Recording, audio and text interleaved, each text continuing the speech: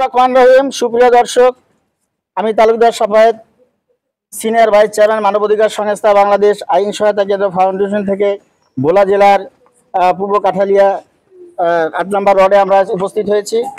প্রিয় দর্শক, আমার বক্তব্যের শুরুতে আমি ধন্যবাদ জানাই বাংলাদেশ আইন সহায়তা কেন্দ্র ফাউন্ডেশন বাসকের সম্মানিত চেয়ারম্যান জনাব সাগরিক ইসলাম।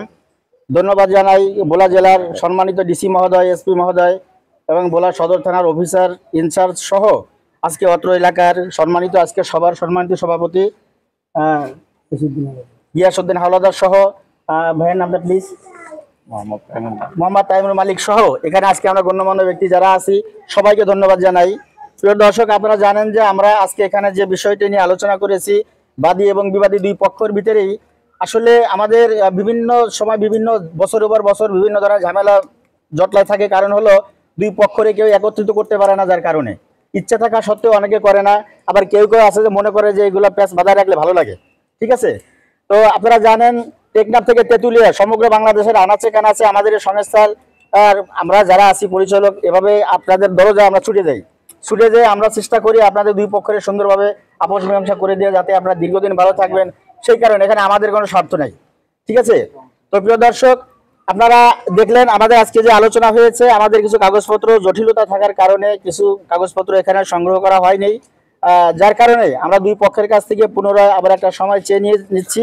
সেই সময়টা কবে নাগাদ হতে পারে আমরা আমাদের সম্মানিত সভাপতি সাহেবের কাছ থেকে আমরা সময়টা নিব। আপনি একটু টাইমটা দিবেন আমাদেরকে। না, এরা তো আলোচনা করে দিবে, দুজনের মধ্যে আলোচনা করে দিবেন, আমাদেরকে জানাবেন। এখানে আমি একটু জানতে চাচ্ছি বাদী যে নুরুল আলম ভাই, আজকে যে আলোচনা এখানে হয়েছে আপনার কাছে কি মনে হচ্ছে যে আমরা মানে কোন পর্যায়ে আসতে পেরেছি এবং আগামীতে কি চিন্তা ভাবনা একটু বলবেন? আমরা এখন যে পর্যায়ে আসছি আগামীতে ইনশাআল্লাহ আমরা এটা শেষ করতে পারবো ইনশাআল্লাহ, তাই না?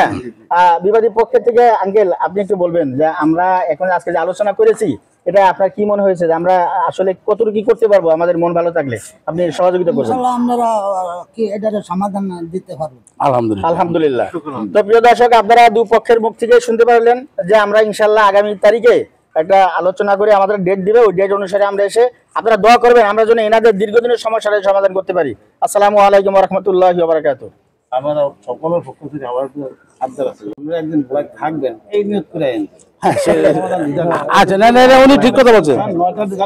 না না এটা হবে না। আমরা একদিন থাকবো, একদিন থাকবো। এবারে আমাদের